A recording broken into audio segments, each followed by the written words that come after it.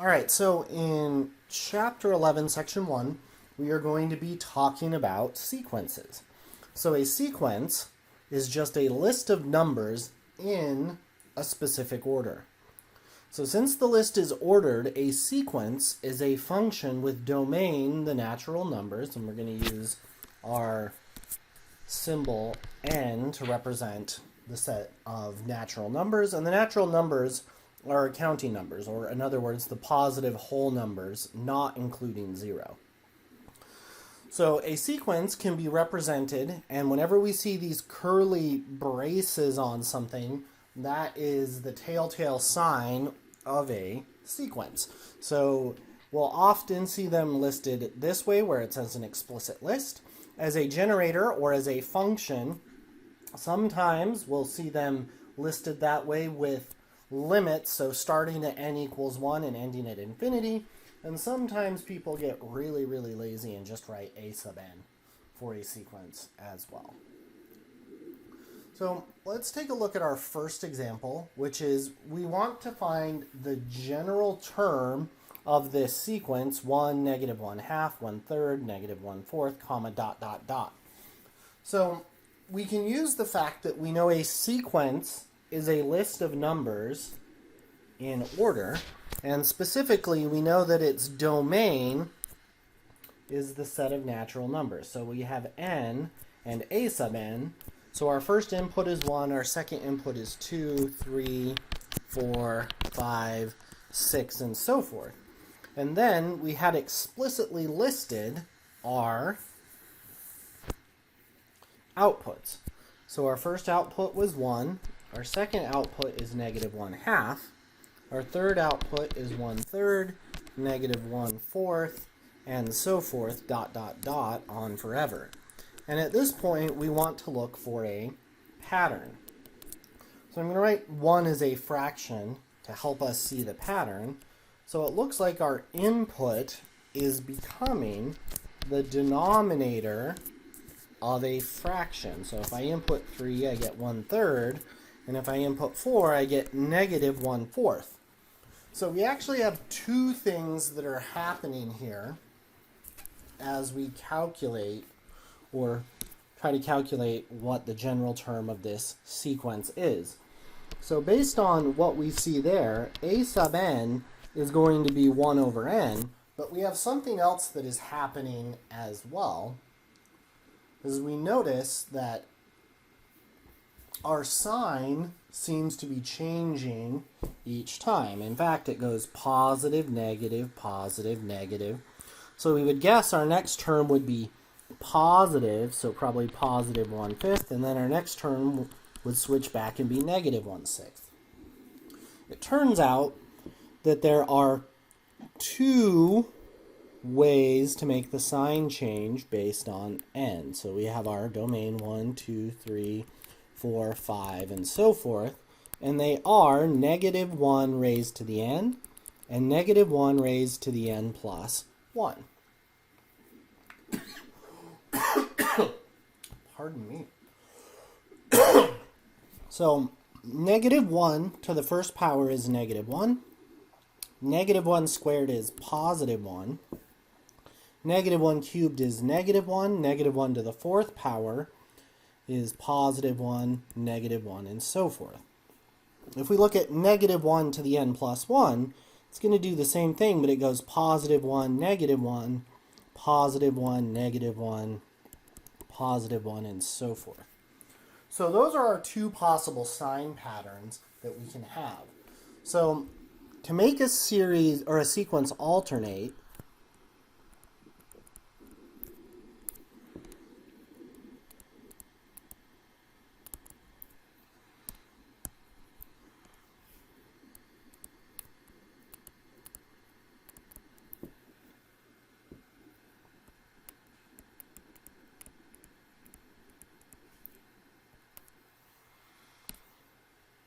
it must contain a factor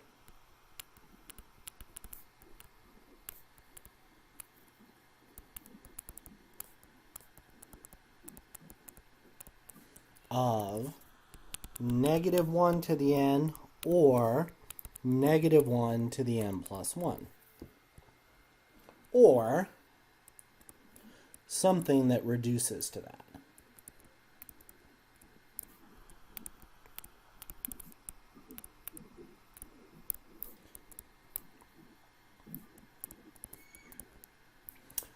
So it will always be algebraically equivalent to either negative 1 to the n or negative 1 to the n plus 1, but it may not always be explicitly those two things without us doing some algebra. So based on what we saw here, since we have a positive, negative, positive, negative, positive, negative, positive, negative is this one. So that means it's going to have a negative 1 to the n plus 1. So that would give our general term of our sequence would be negative 1 to the n plus 1 divided by n. And that would be the general term of our sequence that would represent 1, negative a half, 1/3, and negative 1/4. So the table function on our calculator can be pretty helpful with this as well. So if we grab our calculator and we go to our y equals, and let's go ahead and put some stuff in. So we go negative 1 to the x over x. And if we go second table now, we'll notice, okay, well, 0 is undefined. That makes sense. So we get negative 1, positive a half, negative a third, positive a fourth, negative a fifth, and so forth. And we'll notice this one is not quite right. It doesn't match what we had, because when I typed it in, I did negative 1 to the x, but it really should have been negative 1 to the x plus 1. So now if we do this, we'll see we get the right sign. 1, negative a half, 1/3, negative a fourth, 1/5, negative a sixth, and so forth. And we can see all of those. So just as a note, it says we had to make a sequence alternate, it must contain a factor of negative 1 to the n or negative 1 to the n plus 1, which we saw explicitly, or something that reduces to one of the above. So let's go back to our calculator and look at a few interesting things. So if I had negative 1 to the x, and I made my table, we know it's going to go plus 1, negative 1, plus 1, negative 1, plus 1, negative 1. Well, let's go back to our y equals. Let's try something that looks a little bit different. So let's go with the cosine of pi x. Now if I go second table, what do I get? Positive 1, negative 1, positive 1, negative 1, positive 1, negative 1. The same thing. So the cosine of pi x will generate that same alternating thing. Because if we think about it, the cosine, if we put in x equals 0, cosine of 0 is positive 1. If we put in 1, the cosine of pi is negative 1. And then we put in x equals 2, the cosine of 2 pi, well, 2 pi is coterminal with 0. And we're back to where we started, and we just repeat going positive 1, negative 1, positive 1, negative 1. So this is what I was talking about when I said something that reduces to one of the above. So there's more than one way to generate that sequence that will reduce to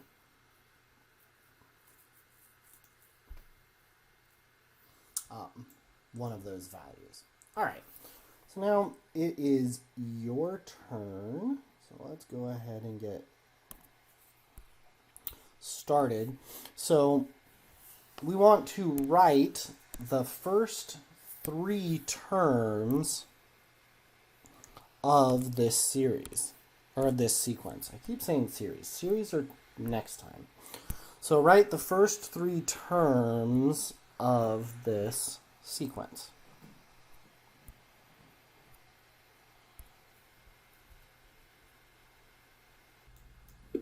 All right, so let's take a look at example number 2, So it wants us to find the general term of this sequence. So we have 1/2, 1/4, 1/8. And we want to see if we can figure out what our general term is. So in our numerator, the numerator is always 1, so that's easy. But what's happening in the denominator each time? So repeated multiplication by 2, repeated multiplication is an exponent. So that's going to be 2 raised to the n, and we can check this. If we go n equals 1, that's a sub 1 is equal 1 over 2 to the 1, which is 1/2. N equals 2 would be a sub 2 is 1 over 2 squared, and 2 squared is 4. And if we get n equals 3, a sub 3 is 1 over 2 cubed, and 2 cubed is 8. So that is indeed generating our sequence. So our next one would be we double 8, which is 16. So we would have 1/16, and so forth. So we've seen a couple of examples where we've found the general term. Well, that begs the following question. So question, can we always write an explicit formula for a sequence? So said another way, if we're given a sequence, is it always possible to write down a rule that will generate that sequence? So, yeah, just to summarize again, we won't always be able to write a formula for a sequence. Sometimes we'll have a verbal description or something else. So let's take a look at our next example. Example number 4 is what is referred to as a recursively defined sequence. And we're going to talk about one of the more famous ones, which is the Fibonacci sequence.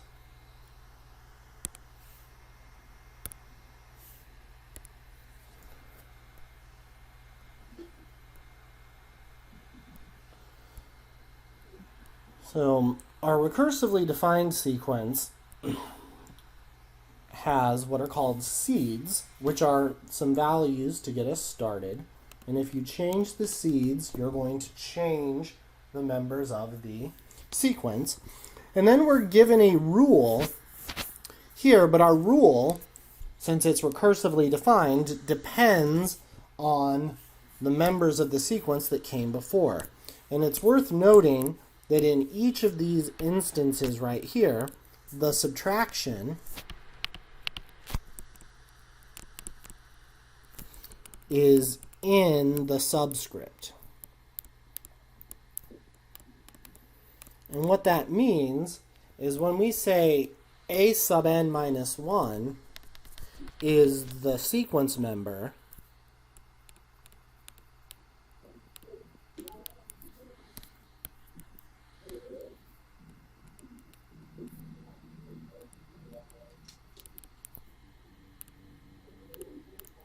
before a sub n. A sub n minus 2 is the sequence member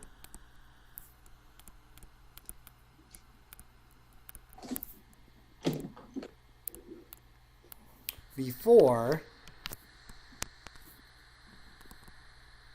a sub n minus 1, or 2 terms before a sub n. So then when we look at our rule here, we have that a sub n is equal to a sub n minus 1 plus a sub n minus 2. So in words, this says to get a sub n, we're going to add up the sequence member that came before it with the one that came before that. So for our recursively defined sequence, that's why we need these seeds. And we start with n greater than or equal to 3. So if we use n is equal to 3 and substitute that in, we would have a sub 3 is equal to a sub, and then we have 3 minus 1 is 2, so a sub 2 plus 3 minus 2 is 1, a sub 1. Then, if we look back here, we have our a sub 1 value as one of our seeds is 1, and we have our a sub 2 value is also 1. So then that gives us 1 plus 1 is equal to 2. So then the third member of our sequence would be 2. And if we keep going using n equals 4, that would be a sub 4 is a sub 3 plus a sub 2. And we now need to know what a sub 3 is. But luckily, in the previous step, we found out what a sub 3 was. And we knew what a sub 2 was because it was one of our seeds. So now this gives us 2 plus 1, which is equal to 3. And then to get our next sequence member, we would rinse and repeat. So n equals 5, we have a sub 5 would be a sub 4 plus a sub 3. And a sub 4 is the value we just found, so 3. And a sub 3 was the value that we found 2 steps ago, which is 2. So then that gives us 3 plus 2, which is 5. So if we were to write out the members of this sequence, we have our 2 seeds, so 1 and 1, then 2, then 3, then 5. And we'll notice that if we look at our list, we can get the next sequence member by just doing what we said verbally. Well, 1 plus 1 gives us 2. 1 plus 2 gives us 3. 2 plus 3 gives us 5. So then our next sequence member would be 3 plus 5 is 8. And then we add 5 and 8 would give us 13. 8 and 13 would give us 21. 21 and 13 is 34, etc. So with our recursively defined sequence, we can keep going, but to get to the next sequence member, we have to know the 2 sequence members that came before it. So, for instance, I couldn't just skip to the 100th term, because if I tried to find n100, so then A100 would be A99 plus A98. But then I have a little bit of a problem because since I skipped all the way to 100, I don't know A99 and A98. To know A99, I have to know A98 and A97.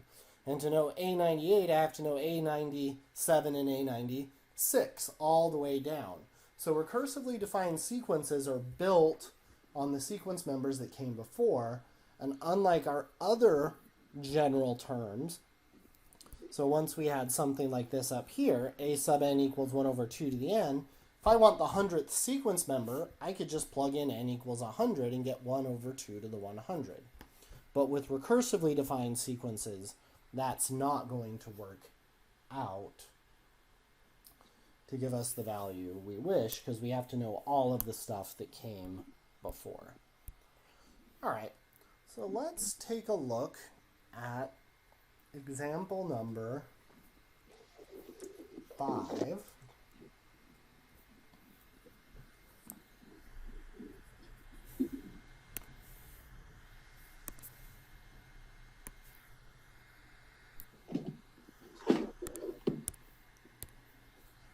So for example number 5,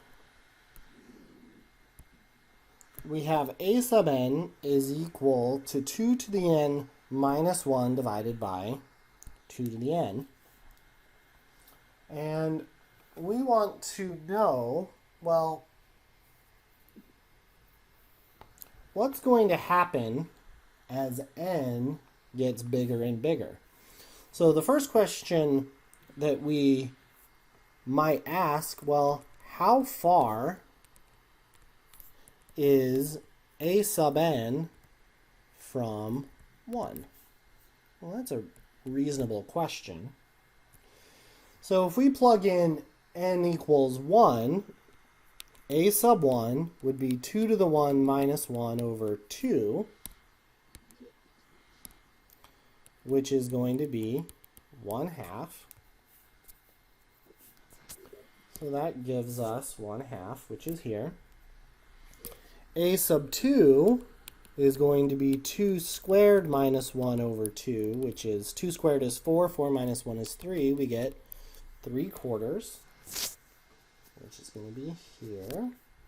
And then our third term is going to be 2 cubed minus 1 all over 2 cubed, which is going to be 8 take away 1 is 7 over 8.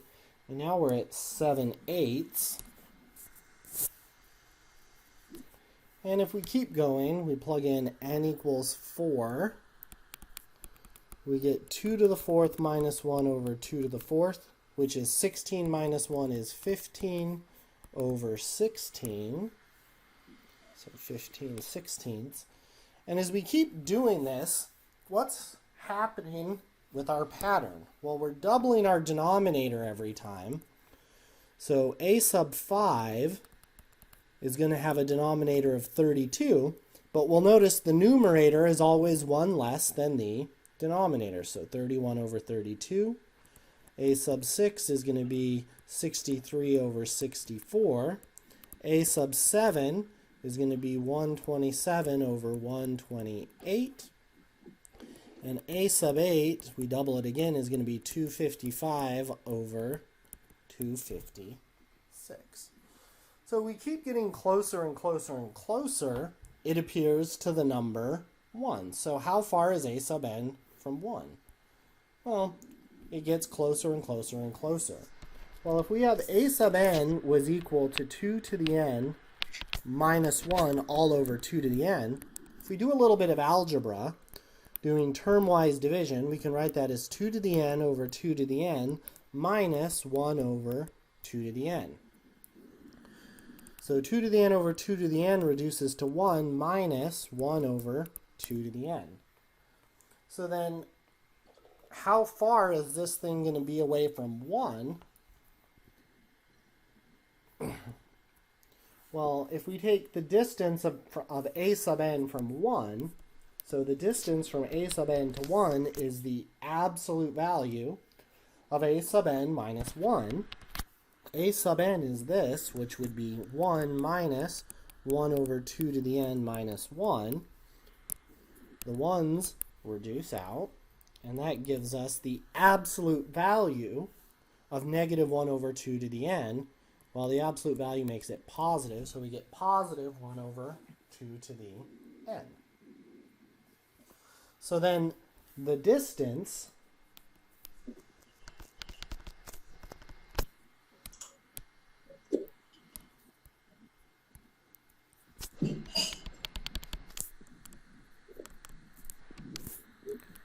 from a sub n to 1 is 1 over 2 to the n. As n goes to infinity, 1 over 2 to the n goes to 0. So the distance goes to 0.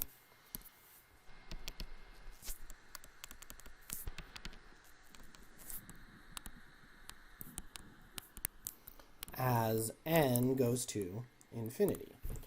So the more terms we take of that sequence, the closer and closer that sequence is going to get to the value of 1. So this introduces an idea and some notation that we're going to want to pair with that. So in terms of notation, we have that the limit as n goes to infinity of a sub n equals L means that a sub n goes to L as n goes to infinity. So a sequence a sub n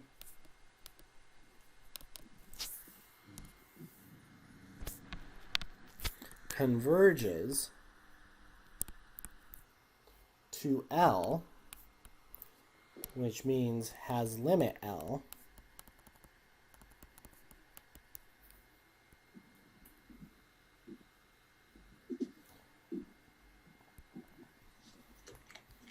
and we write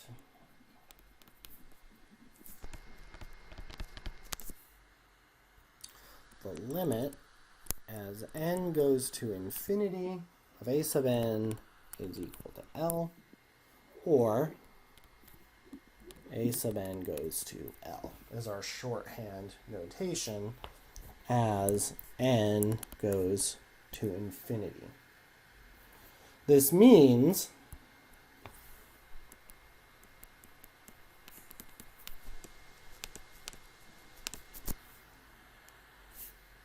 a sub n can be made as close to L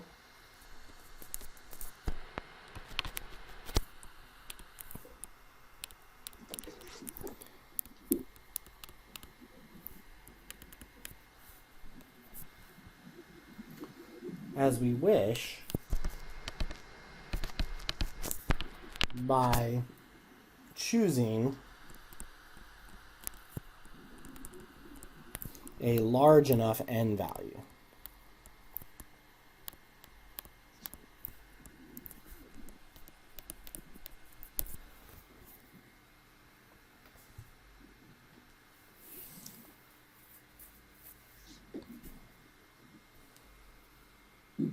So to kind of help clarify that, if we come and look at our picture, we're saying that we know that this sequence, as n went to infinity, got close to 1. So that means that for every value close to 1, so like for instance this one is 15/16, we notice for every n value bigger than 3, the distance from 1 to our sequence members will always be less than 1/16. So this is saying that we can make a sub n as close to its limit L as we want. We just might have to pick a very large n, and for every n greater than that n, we will always stay within that distance. All right, so we're going to bring back the squeeze theorem for sequences. We used this back in Calc 1 when we first started talking about limits. Well, sequences are just limits of functions, so the squeeze theorem still applies, and we'll just write it in terms of the sequence notation.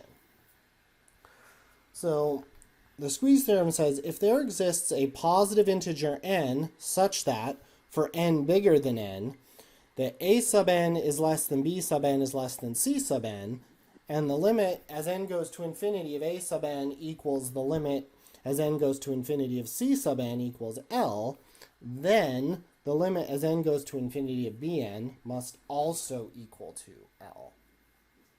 So basically this says if we can trap a sequence bn in between two other sequences an and cn, and an and cn have the same limit, then b must also share that common limit. So we want to know what the limit of a sub n equals cosine pi n over n is as n goes to infinity. So we saw cosine pi n earlier. And what's the cosine of pi n going to do as n goes to infinity? Well, for each n value, it's going to jump back and forth between positive 1 and negative 1, because the biggest value that can ever come out of cosine is positive 1, and the smallest value that can ever come out of cosine is negative 1. So we can note something, which is what I just said. Negative 1 is less than or equal to the cosine of pi times n, which is less than or equal to 1 for all n. So then I could divide each term of this equation by n. And if I do so, I have the following. So then I have negative 1 over n is less than the cosine of pi n over n, which is less than or equal to 1 over n. Well, now this piece in the middle, this is a sub n. And I now have it trapped between my Cn and my other thing, which I'm going to call Bn in this case. So we have that this guy is trapped in between negative 1 over n and positive 1 over n. So if we take the limit then, as n goes to infinity of our b sub n, which in this case is the limit as n goes to infinity of negative 1 over n, well, what is that limit going to be? Well, a constant divided by infinity gives us 0. And if we do the same thing for our Cn, we take the limit as n goes to infinity of Cn, which is the limit as n goes to infinity of 1 over n, once again is a constant divided by infinity, which is 0. And we have that these two things are the same. So then, by the squeeze theorem,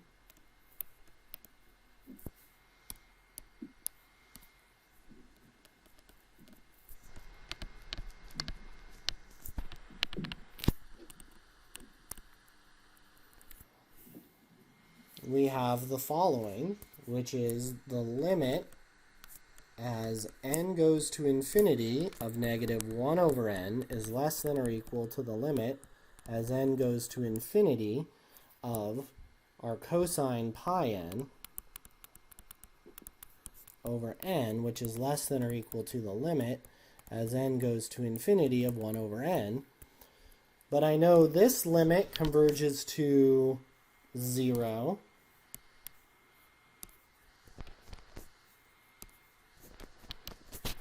And I know this limit converges to 0. So then we have the limit as n goes to infinity of cosine pi n over n is in between those two things. Well, if a number has to be less than or equal to 0 and it has to be greater than or equal to 0, it actually only has one choice, because if it's less than or equal to 0 and greater than or equal to 0, then its only choice is it has to be the number 0. So then this limit is going to equal to 0. And we squeeze that in between those two values.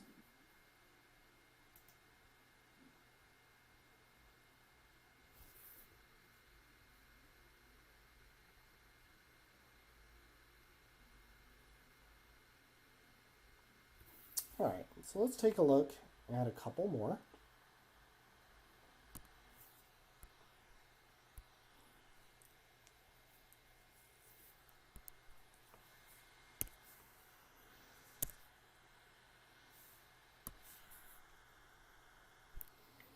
Well, we have another theorem and then a couple more examples, and get you guys a U-try.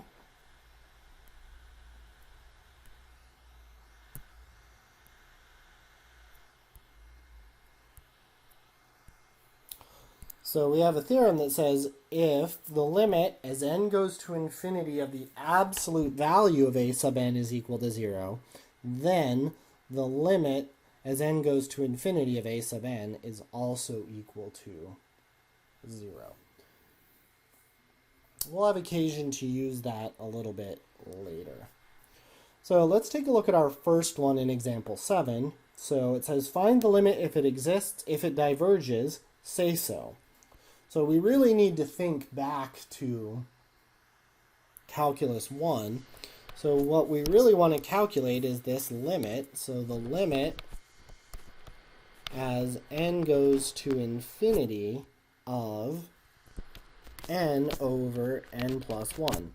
So when calculating the limit of a rational function, we factor out the highest power of the denominator from each the numerator and the denominator. And in this case, that highest power is the same, which is 1.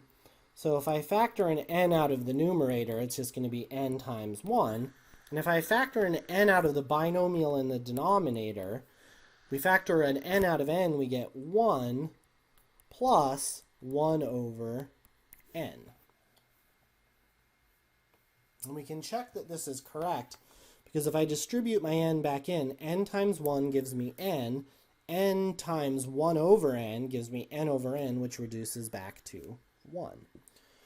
So now that we've factored that n out of the numerator and the denominator, those reduce out, and we can start evaluating the limit. So the limit as n goes to infinity of 1 in the numerator is just going to be 1 divided by, and in the denominator we have a 1 plus, and the limit as n goes to infinity of a constant divided by infinity, that goes to 0. So our limit then becomes 1 over 1 plus 0, which is 1 over 1, which is 1. So the value of that limit is going to be 1. All right, in the next one we want to do the same thing, but we have a square root. So we start inside our square root. Let's factor out our an n inside our square root. So we have n plus 3 in the top. And then we factor out our n, and that gives us 1 plus 400 over n. And we then take the square root of n out of that product. So we have n plus 3 over the square root of n times the square root of 1 plus 400 over n. So now we can factor a square root of n out of each term in the numerator, and that'll give us the square root of n times the square root of n plus 3 over the square root of n divided by, we have our square root of n times the square root of 1 plus 400 over n. And as happened in the previous example, the square roots of n reduce out. And if we take the limit as n goes to infinity, a constant divided by infinity, that's going to go to 0, and that's going to go to 0. And that leaves us with the square root of infinity, which is infinity divided by 1, which is going to be just infinity. So the limit as n goes to infinity of this is infinity, so the sequence diverges.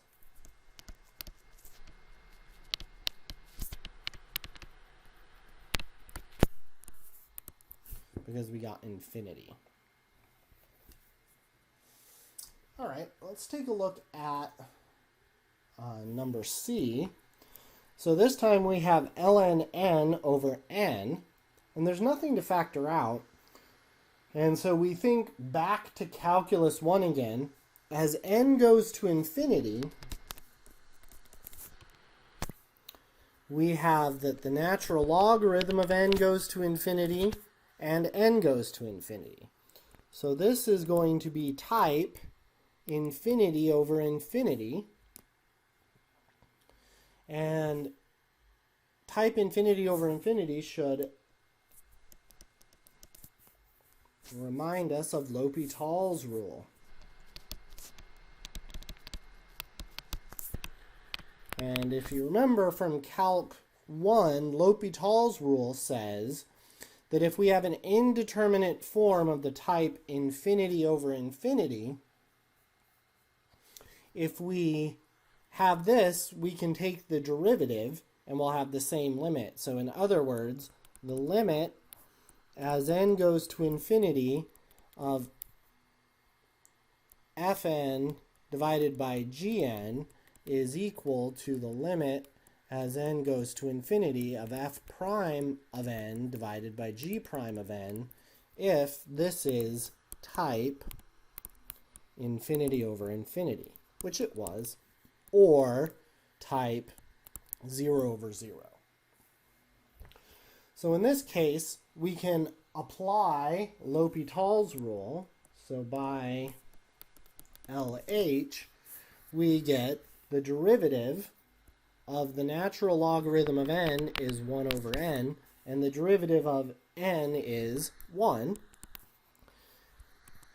Write that as a fraction 1 over 1, and we simplify. That's 1 over n times 1 over 1, which is 1 over 1.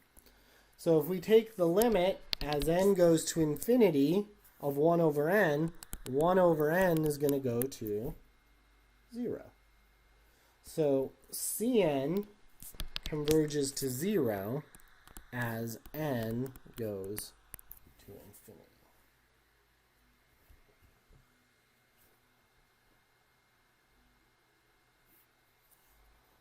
All right.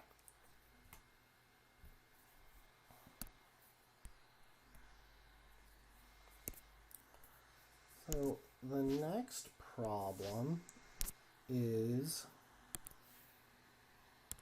a U-try for you guys.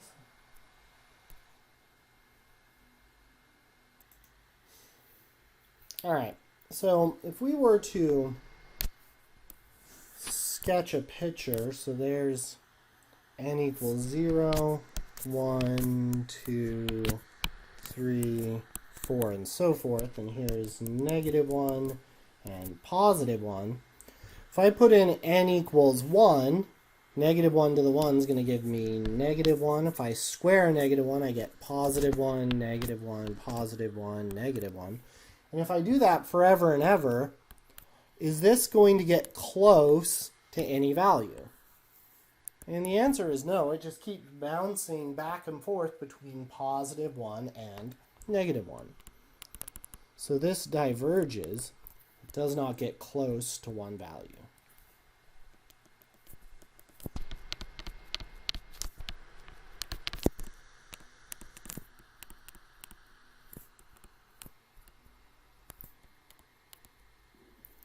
All right. So now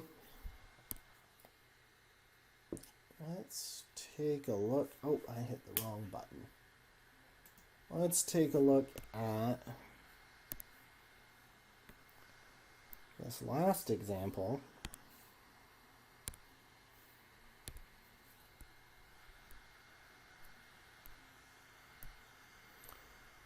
So this time we have e sub n is -1 to the n plus 1 divided by n plus 1. So if we take the absolute value of e sub n, that's the absolute value of -1 to the n plus 1 all over n plus 1. Well, the absolute value of -1 to the n plus 1 is just going to be 1. So this is the same as 1 over n plus 1.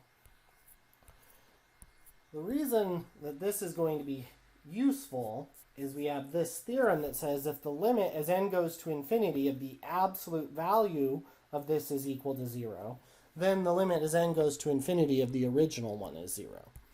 So in this case, in this example, it is easier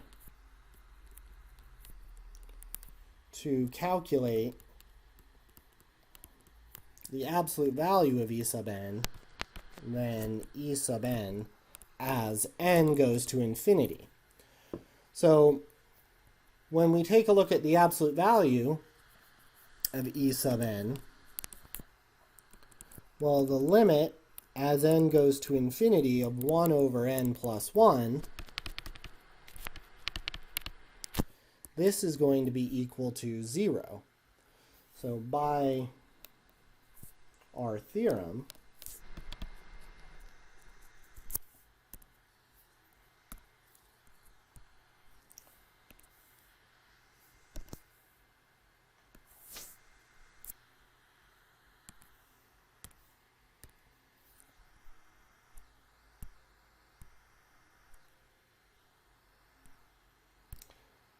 so we have that e sub n, the limit as n goes to infinity of e sub n is equal to 0. So then by our theorem, we can conclude then that the limit as n goes to infinity of negative 1 to the n plus 1 over n plus 1 is also equal to 0. So this theorem is very useful when we have something that alternates sign, and that's often a good time to try to use it because it'll simplify taking the limit when we do so.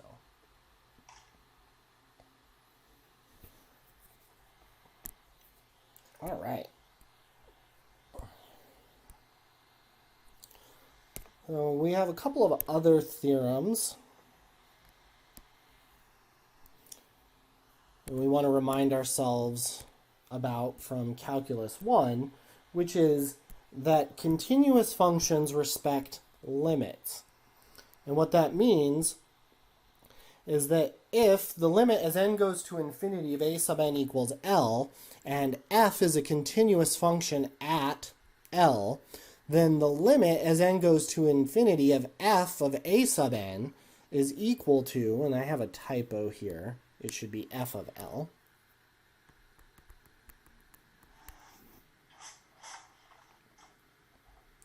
So basically what this is saying is that if a function is continuous, we can move the limit inside the function.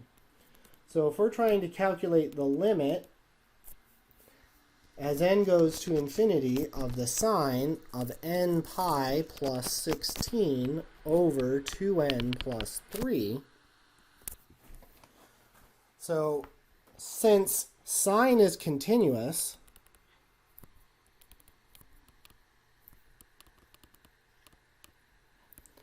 that means, by the theorem, we can move the limit inside the sine function. So it's the same as the sine of the limit as n goes to infinity of n times pi plus 16 over 2n plus 3. So now we can use whatever techniques we want on this. So we have a common factor of n of degree 1 that we can factor out.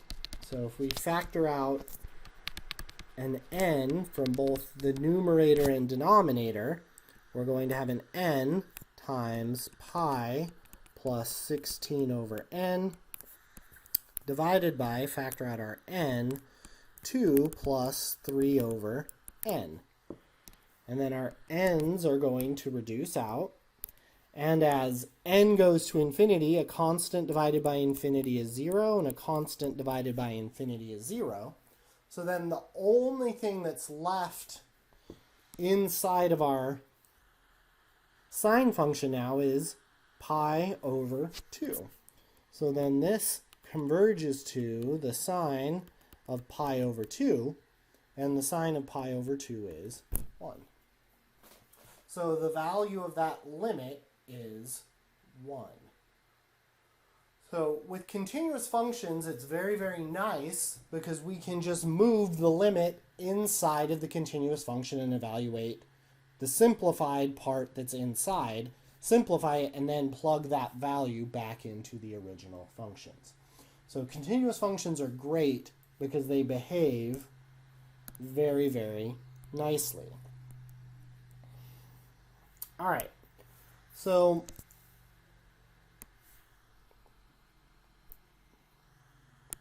the next thing we need to talk about is another function called the factorial function.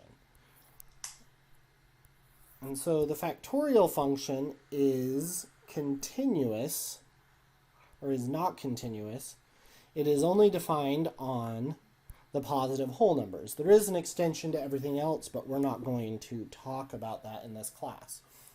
So our definition of the factorial function is if n is equal to 0, so 0 factorial is defined to be 1, and then for n bigger than or equal to 1, n factorial is defined to be n times n minus 1 factorial. So the factorial function is actually recursively defined. So what this means is, if we apply this definition, 3 factorial would be equal to 3 times 3 minus 1 factorial. So this is 3 times, and then 3 take away 1 is 2. So that's going to be 3 times 2 factorial. But 2 factorial is 3 times 2 times 1 factorial.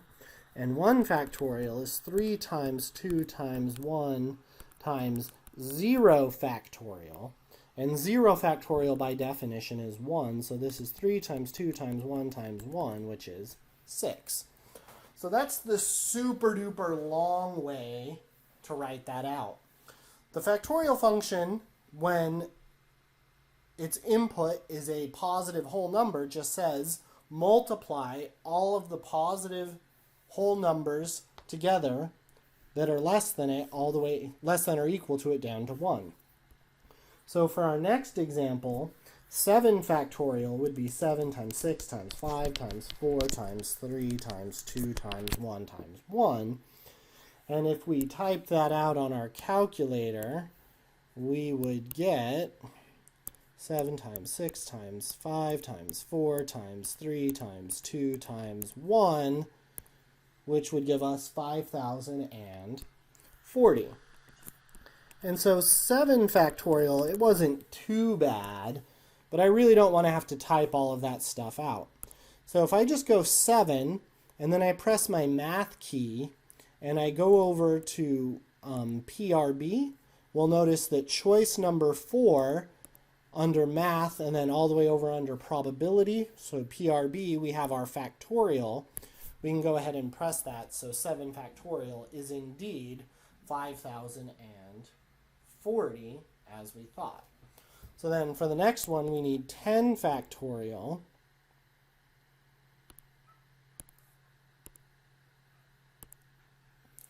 And if we calculate 10 factorial, we get 3,628,800. So the factorial function is a very interesting function. It grows pretty darn fast as we are multiplying quite a few numbers together.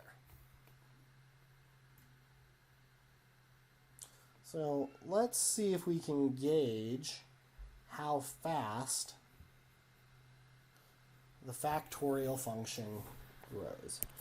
So in our previous classes and in this class, we may have said that the exponential function tends to grow faster than everything else. So oftentimes when we compare a polynomial and an exponential, we know the exponential wins. Well, the factorial function, it turns out, grows faster than an exponential function. And now we want to compare that with even another type of function, which is n to the n. So it's an exponent with an exponent. So we want to determine, does a sub n equals n factorial over n to the n converge or diverge?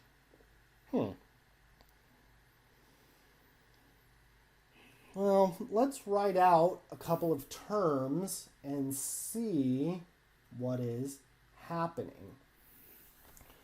So for a sub 1, that would be 1 factorial over 1 to the 1, so that's 1 over 1, which is 1. A sub 2 would be 2 factorial over 2 squared, so that's 2 times 1 over 2 times 2, which is a half. A sub 3 would be 3 factorial over 3 cubed, and that's 3 times 2 times 1 over 3 times 3 times 3, which is then 2/3 times 1/3, which gives me 2/9. A sub 4 would be 4 factorial over 4 to the 4th, which is 4 times 3 times 2 times 1 all over 4 times 4 times 4 times 4. So now we get 3 times 2 times 1, which is going to be 6, and then 4 times 4 times 4 is 64. So it seems like each time this is going to get smaller and smaller. And in fact, if we analyze this a little bit, if we have a number less than 1 times a number less than 1 times a number less than 1, we're going to keep getting smaller and smaller and smaller. Well, let's see if we can formally write all of this out. So a sub n for any n would be n factorial over n to the n, which would be, by definition, n times n minus 1 times n minus 2, all the way down to 3 times 2 times 1. But in the denominator, they would all be n. So it would be n over n over n over n over n over n. And as we saw in all the other ones, that reduces out. But this is less than or equal to 1. This one is less than or equal to 1, less than or equal to 1, less than or equal to 1. In fact, all of those are less than or equal to 1. So then this is less than or equal to 1 times 1 times 1 times 1, all the way out to the very last one times 1 over n, which is equal to 1 over n. So then we have that n factorial over n to the n is less than or equal to 1 over n, but we also have that it's bigger than or equal to 0, because a positive divided by a positive is always positive. So now, by the squeeze theorem,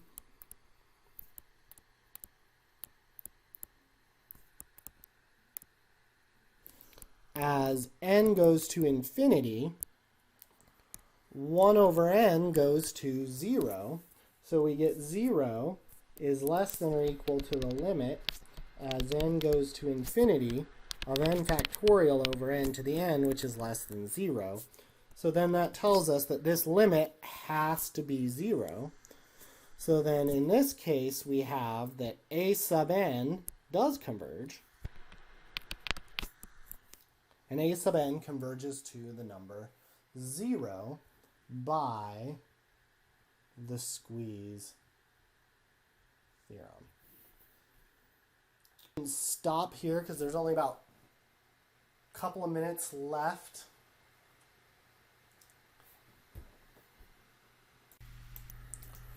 So our next topic is going to be geometric sequences. So a geometric sequence has the form an equals r to the n. Then the following three things are possible. So the limit as n goes to infinity of r to the n is equal to 1 if r is 1.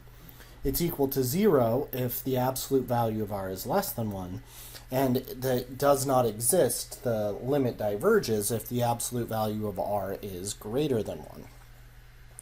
So a sequence is defined to be increasing if an is less than an plus 1 for all n greater than or equal to 1. And a sequence is decreasing if an is greater than an plus 1 for all n. And the sequence is defined to be monotonic if it is either increasing or decreasing. So we want to show that an equals 3 over n plus 5 is decreasing. So to show that it is decreasing, we need to use the definition that we have over here, that an is greater than an plus 1. Well, if I subtract an plus 1 from both sides, that gives me an minus an plus 1 is greater than 0. So it is equivalent to show that if I subtract an plus 1 from an and I get a positive number, then an is bigger than an plus 1. So an plus 1 is 3 over n plus 1 plus 5, so that's 3 over n plus 6. So an minus an plus 1 is going to be 3 over n plus 5 minus 3 over n plus 6.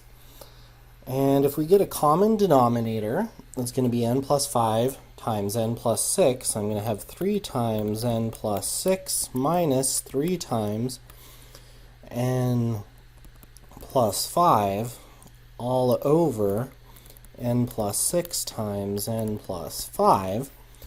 Distributing into our parentheses, we get 3n plus 18 minus 3n plus, or minus 3n minus 15, all over n plus 6 times n plus 5.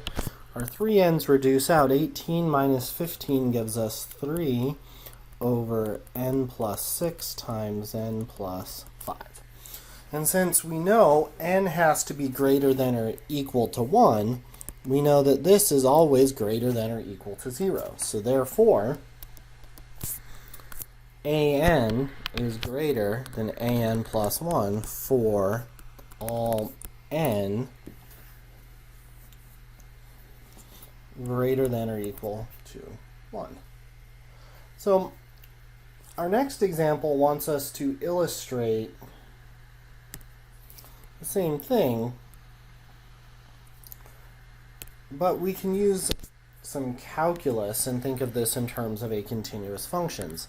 Sequences are not continuous functions and therefore are not differentiable, but it is equal to a continuous function on the integers. So if we were to compare this to the function f of x equals 3 over x plus 5, for the positive whole numbers x, we would get exactly the same thing here. So we can rewrite this as 3 times x plus 5 to the negative 1, and if I take the derivative f prime of x, that gives me negative 3 times x plus 5 to the negative 2, and by the chain rule times the derivative of the inside. So after simplifying all of that, I get negative 3 over x plus 5 squared. Well, the denominator is always positive, and the numerator is always negative. So a negative divided by a positive always negative. So if f prime is always negative, that is less than 0, that means the function is always decreasing.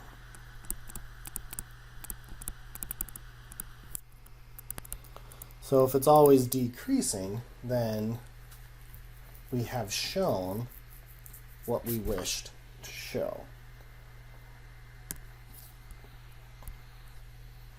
All right, so a couple more definitions and a theorem. A sequence is bounded above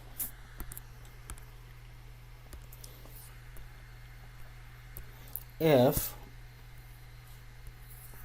a sub n is less than m for all n, and a sequence is bounded below if a sub n is greater than or equal to some n for all little n. And if a sequence is bounded both above and below, it is called a bounded sequence. And then we have a theorem combining these two things.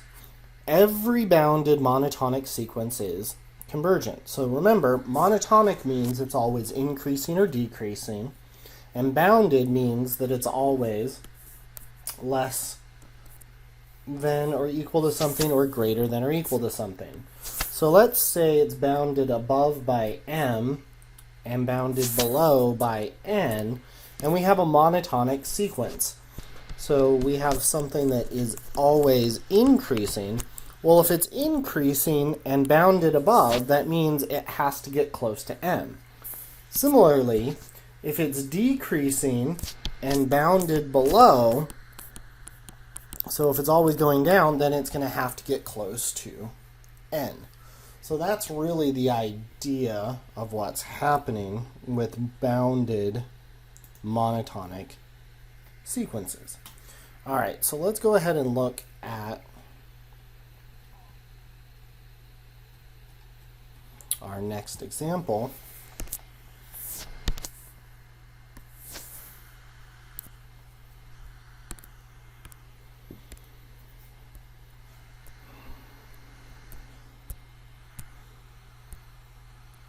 So show that the sequence, square root of 2, and then the square root of 2 times the square root of 2, and then the nesting of the square roots continues, the square root of 2 times the square root of 2 times the square root of 2, dot, dot, dot, on forever, converges and find the limit.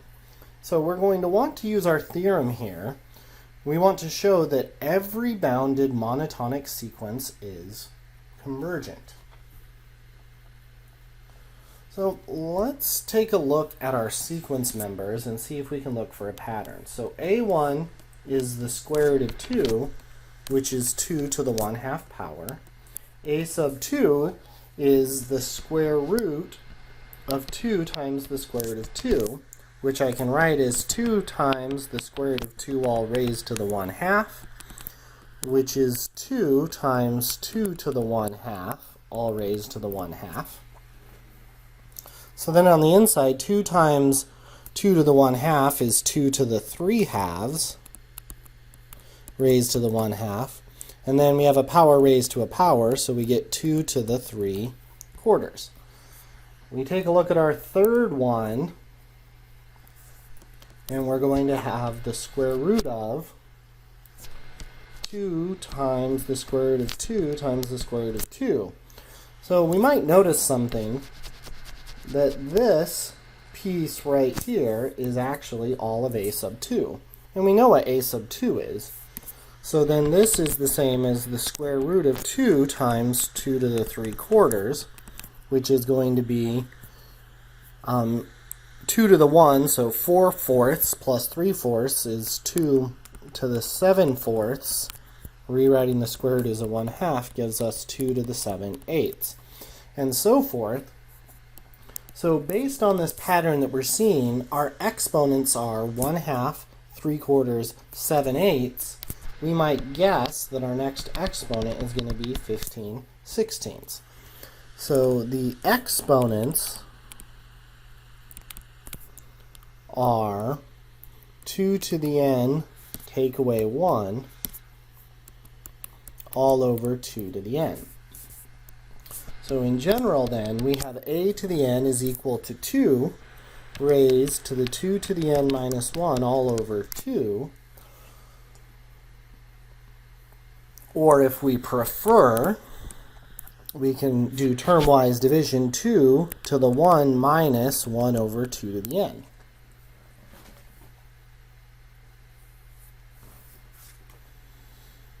So now, as n goes to infinity, 1 minus 1 over 2 to the n, this goes to 0. So as n goes to infinity, 1 minus 1 over 2 to the n goes to 1 minus 0 goes to 1. So a sub n goes to 2 to the first power, which is